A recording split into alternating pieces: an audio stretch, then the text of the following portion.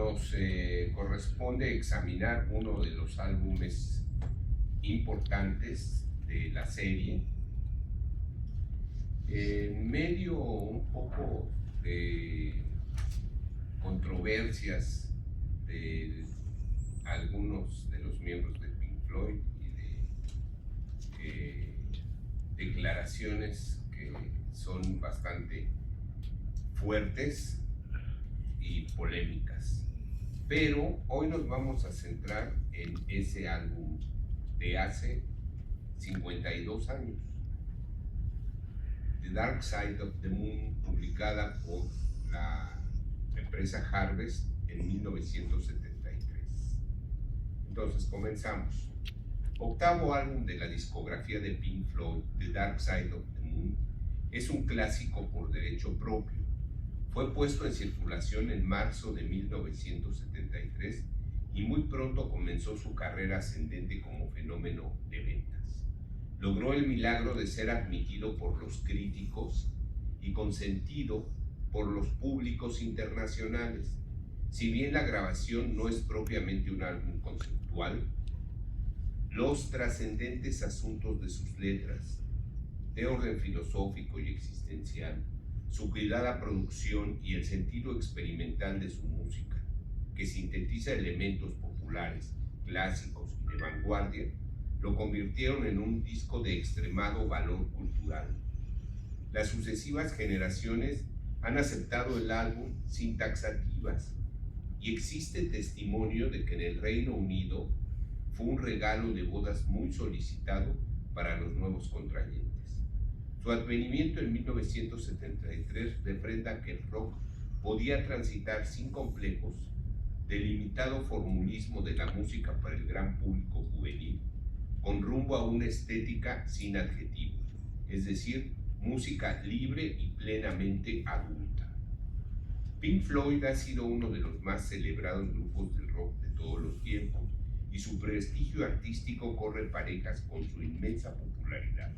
Sin embargo, para comprender mejor The Dark Side of the Moon en su génesis y significado, revisitemos brevemente su expediente histórico. Los orígenes del grupo se sitúan en la preparatoria masculina de Cambridge, en el Reino Unido, donde Roger Sid Barrett, 1946-2006, Roger Waters, 1944, y David Gilmour, 1944, fueron condiscípulos en ese establecimiento y desarrollaron una amistad basada en su común afición a la música. Barrett y Gilmour realizaron un viaje por Europa antes de que el primero ingresara al Colegio de Arte Cranwell de la Universidad de Arte de Londres y comenzara a tocar con Geoff Moth and the Motos y Holdering Blues. Waters, mientras tanto, comenzó a estudiar arquitectura en la Escuela Politécnica de Londres, al mismo tiempo que formaba el grupo Sigma 6 con sus condiscípulos Nick Mason, 1945, y Rick Wright, 1945. El grupo se convirtió en TZ, Megadeth y Screaming, ABBA, e incorporó al guitarrista de jazz Bob Kloss y a Barrett. Posteriormente el grupo adoptaría el insólito nombre de Pink Floyd Sound, el cual fue abreviado para que fuese recordado con mayor facilidad. Cuando el grupo adoptó la tendencia psicodélica, Kloss fue despedido y de esta manera se estableció la alineación clásica de Pink Floyd. Ahora bien, ¿de dónde proviene el peculiar apelativo? Como se sabe, cierta vez Barrett examinaba el disco de blues de Blind Boy Wonder, 1962, en el que en una nota del británico Paul Oliver se mencionaban los nombres de los experimentados músicos Pink Anderson y Floyd Council. Únicamente bastó con tomar el sobrenombre del primero y el apellido del segundo para inmortalizarlos como Pink Floyd. Bien puede considerarse 1966 como el año inicial de la carrera del grupo, pues en él se establecieron como uno de los conjuntos con mayor número de actuaciones en el área de Londres. Trabajaron en varios de los primeros sitios subterráneos como The Marquee, el taller de sonido y luz de la Escuela Libre de Londres, en la sala de la Iglesia de Todos los Santos en Notting Hill, y en el más conspicuo de todos, The Roundhouse, la sala redonda del antiguo ferrocarril de Londres y el noroeste, habilitada como centro de espectáculos y sala de conciertos. Hacia el final del año, Pink Floyd encabezaba los programas del UFO, el sitio hippie por antonomasia de Londres. Sus actuaciones se caracterizaban por largas improvisaciones instrumentales y espectaculares presentaciones de luces. Como grupo actuante en directo, se imponía grabar material para obtener algún contrato con disqueras de prestigio, y comenzaron esta tarea en la compañía de grabación Thompson, un diminuto estudio de grabación situado en un sótano. Aquí registraron su primer sencillo, Lucy Leave, Lucy se va, una canción mitad rhythm and blues, mitad pop, compuesta por Barrett, y I'm a King Bee, soy una abeja rey, una versión del éxito del bluesero Slim Harpo, también grabado por los Rolling Stones. Con la intervención de sus nuevos representantes, Peter Jenner y Andrew King, lograron establecer un contrato con la EMI, la poderosa discográfica transnacional de la Gran Bretaña, donde grabaron 2 canciones de Syd Barrett para el siguiente sencillo, Arnold Line en el lado A y Candy and a Currant Bone. La primera es la divertida historia de un travestido que roba ropa interior femenina en los tendederos. La segunda, que traducida es Bollos de caramelo y grosella, es un canto de cortejo que alude a las drogas mediante imágenes de dulces. Los candentes asuntos y la novedosa sonoridad le granjearon el sitio número 20 en las listas británicas, lo cual colocó a Pink Floyd como el mejor grupo surgido de la escena subterránea del Reino Unido en 1967. See Emily Play, ve a Emily jugar, antes titulada Games for May, Juegos de Mayo, en honor a una presentación con sonido cuadrafónico que el grupo organizó en el Queen Elizabeth Hall, alcanzó el número 6 en junio de 1967. A esta grabación sucedió en agosto su primer larga duración, The Piper at the Gates of Dawn, el flautista a las puertas del amanecer. En él predomina la figura de Barrett, pues no solo compuso 8 de las 11 piezas, sino sus aportaciones en la guitarra principal fueron impresionantes, como en la pieza Interstellar Overdrive, sobrecarga interestelar, con 9 minutos 41 segundos de improvisación libre. Las canciones del álbum muestran la habilidad de Barrett en la canción pop y están plenas de imágenes infantiles, pero el enfoque experimental en la música contrasta vivamente con la fantasía literaria candorosa. No obstante esto, el álbum puede considerarse como una de las muchas bandas sonoras del verano del amor en el Reino Unido. Antes de su proyectada primera gira por Estados Unidos, el comportamiento de Barrett comenzó a tornarse marcadamente errático, quizá por los excesos en el uso de estupefacientes. Conforme corrían las semanas, su condición se recrudeció hasta tornarlo incapaz de desempeñarse en el escenario, donde simplemente se paralizaba. En febrero de 1968, Gilmour lo sustituyó en el grupo y en abril fue separado definitivamente. Moriría en 2006. Ausente la capacidad de Barrett para pergeñar sencillos exitosos, el grupo decidió intensificar sus presentaciones en directo. En esta modalidad actuó repetidamente en Middle Earth, un club nocturno de ambiente hippie, y encabezó el programa inaugural de los conciertos gratuitos en Hyde Park el 29 de junio de 1968. Asimismo, se dedicó a la grabación de su segundo larga duración, A Saucer Full of Secrets, dando a las claras su capacidad de resiliencia. El álbum fue presentado un día antes de su concierto en Hyde Park y fue saludado como uno de los iniciadores del rock que yo llamo renovador y se llama normalmente progresivo. Pink Floyd utilizó el trabajo instrumental, electrónico y coral de Waters con gran efecto, particularmente en Set the Controls to the Heart of the Sun, establezca los controles para el corazón del sol. También destaca la suite A Saucerful of Secrets, una obra instrumental en 4 movimientos. Primero, Algo Más. Segundo, Pandemonium sincopado. Tercero, Señal de Tormenta. Y cuarto, Voces Celestiales. Ambas fueron excelentes piezas para conciertos en directo, pero inapropiadas como sencillos para venta masiva. Sus presentaciones fueron refinándose hasta alcanzar un profesionalismo encomiable en el manejo de la luz y del sonido. Una presentación en el Royal Festival Hall con el título excéntrico de Más locura furiosa de los artilugios masivos de Auxímenes contó con el coordinador de Azimuth, un novedoso sistema acústico que proyectaba a voluntad el sonido por todos los rincones del auditorio. Con una vocación firme para la música cinematográfica, Pink Floyd se convirtió en una presencia bienvenida en la filmografía europea.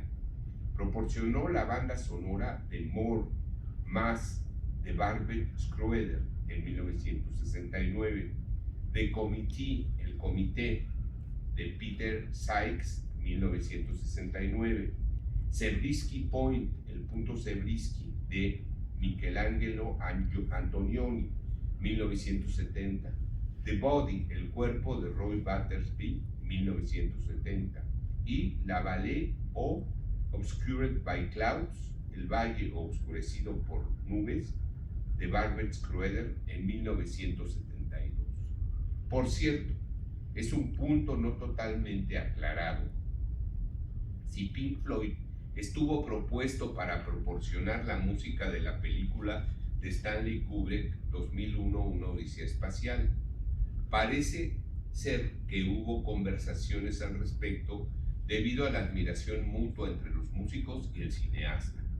No obstante, al final Kubrick optó por la música clásica, obras de Richard Strauss, Johann Strauss, György Ligeti y Aram Khachaturian.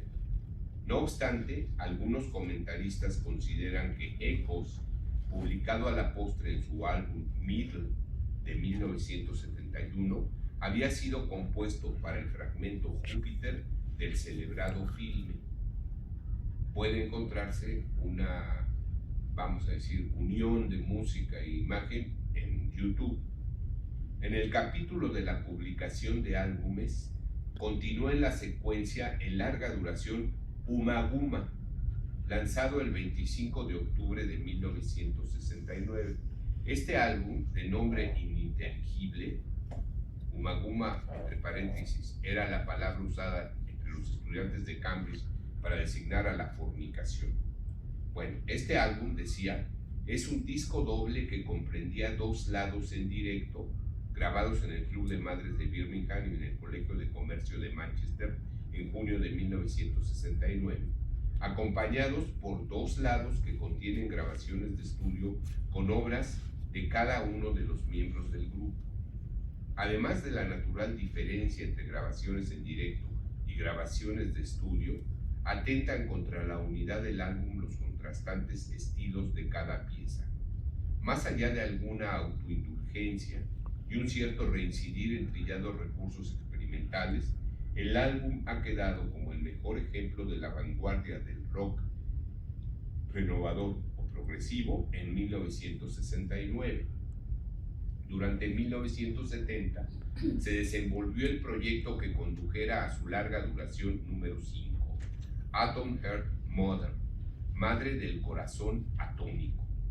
Un álbum osado, aunque desigual en calidad, escrito en colaboración con el compositor de vanguardia Ron Gesing, 1943.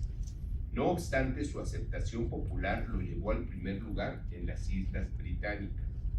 A pesar del éxito comercial, fue la oferta menos impresionante hasta la fecha. Asimismo, fue el primer álbum de una serie de notables portadas diseñadas por el estudio Hipgnosis, como hipnosis, pero comenzando con hip, quiere decir elevado, viajado. Se identifica por la imagen de una vaca lechera Holstein, pero no muestra los retratos de los músicos ni el nombre del grupo, como se hizo costumbre por ese tiempo. Pink Floyd continuó dando exitosos conciertos. En 1970 actuó nuevamente en Hyde Park, convocando nada menos que a 100,000 aficionados. Asimismo, el documental Pink Floyd Live at Pompeii, Pink Floyd en vivo en Pompeya, filmado por Adrian Maven en octubre de 1971 y filmado sin público, solamente con el grupo en escena, fue estrenado en el Festival de Edimburgo en septiembre de 1972, lo que le atrajo cientos de miles de admiradores más.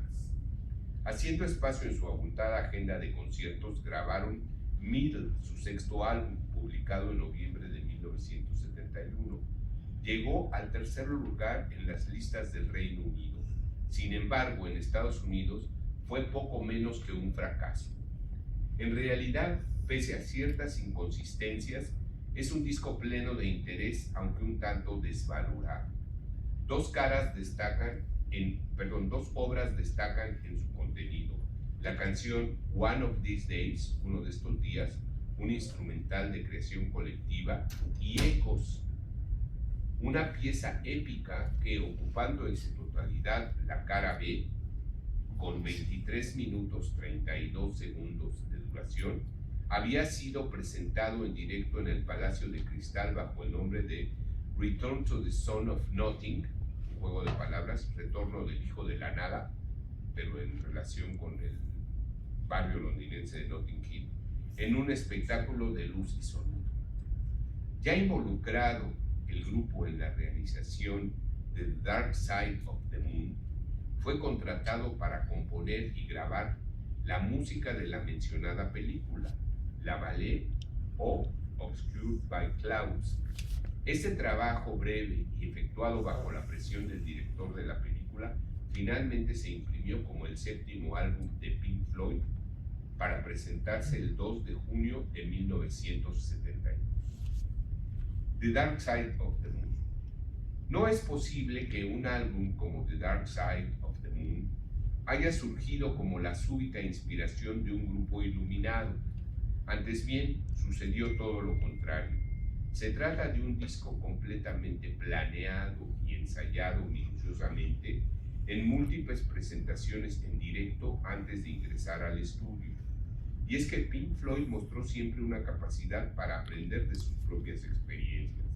Así nos lo confirma Richard Wright cuando declara: creo que cada uno de nuestros discos era como un paso que nos acercaba a The Dark Side of the Moon. Aprendíamos sin cesar, las técnicas de grabación y nuestra manera de componer mejoraban. De este modo se explica, así sea parcialmente, el doble éxito que obtuvo este álbum artístico por sus elevadas cualidades poéticas y musicales, y económico por convertirse en uno de los mayores vendedores de discos de toda la historia del rock. No obstante, escribe Robert Dimery, la obra maestra de los Floyd, lleno de espíritu de la época, tuvo inicios mundanos. Ansioso el grupo por liberarse de sus ataduras psicodélicas, se reunió en la cocina del baterista Nick Mason para compilar una lista de cosas que les molestaban. Esas presiones, tiempo, se convierten en letras de sombrío pesimismo, pese a lo cual The Dark Side of the Moon resulta un conjunto melodioso y conmovedor de canciones brillantes. El encargado de dar forma poética a las obsesiones del grupo fue Roger Waters, quien entonces se reveló como un letrista de relieve, hábil, sensible y con capacidad para la comunicación de ideas de elevado nivel. Todas las letras del álbum fueron creadas por Waters con alguna ayuda aquí y allá de sus compañeros. Mucho se ha hablado de The Dark Side of the Moon como un álbum conceptual. Era la moda de esa época lograr álbumes conceptuales. En mi opinión no es así. Y si bien existe un hilo conductor a lo largo de la serie de canciones, este hilo es muy tenue y la mera débil recurrencia de elementos sonoros, las suaves transiciones entre las canciones y el común carácter introspectivo de las letras no son suficientes para constituirlo como un verdadero ciclo artístico, tal como una sinfonía, un poema sinfónico, una suite o una ópera. En mi opinión, tal como Sgt. Pepper de los Beatles, The Dark Side of the Moon vale más como una serie de espléndidas canciones independientes que como pretendido ciclo. Ahora bien, examinemos brevemente algunas de las características generales del álbum. Primera, brillante producción. La experiencia del grupo produciendo y el talento en cierne del entonces joven Alan Parsons como ingeniero de sonido y del no menos joven Chris Thomas, encargado de la mezcla, lograron que la producción del álbum fuera sobresaliente.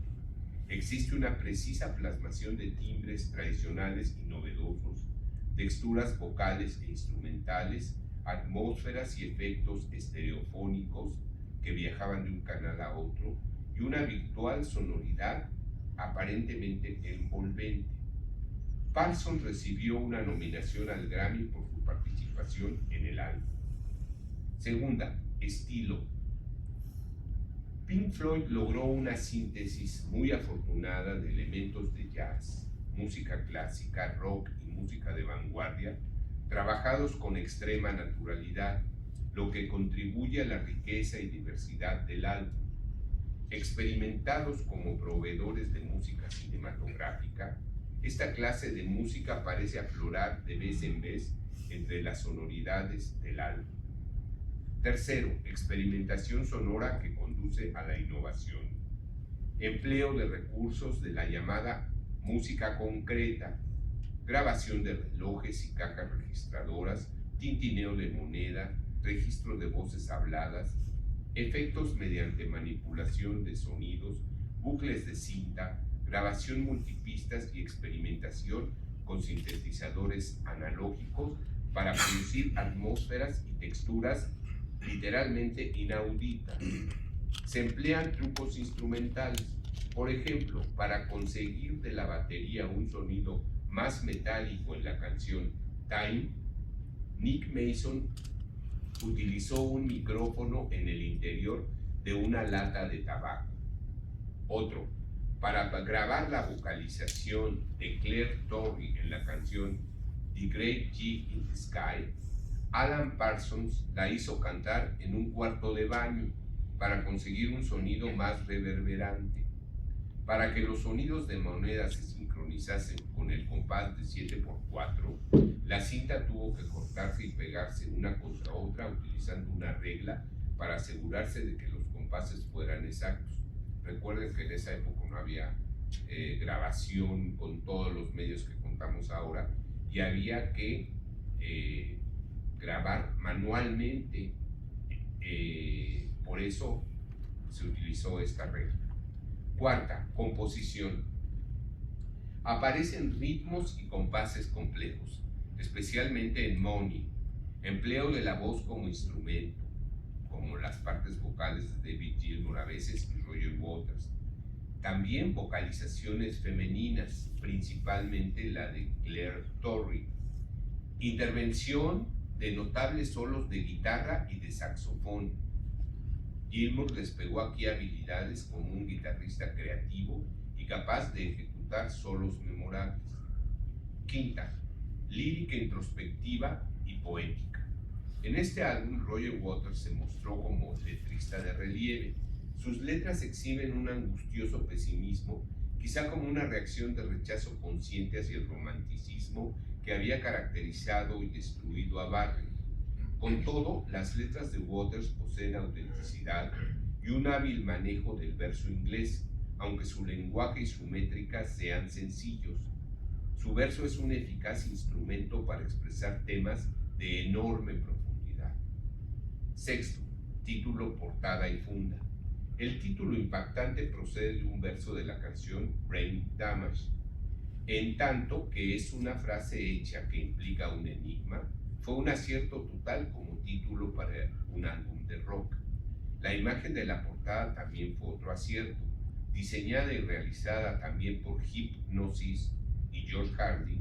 Muestran un prisma de vidrio que dispersa la luz blanca en los colores del espectro visible, una imagen de cualquier libro de física. El espectro continúa en la parte posterior de la funda desplegable.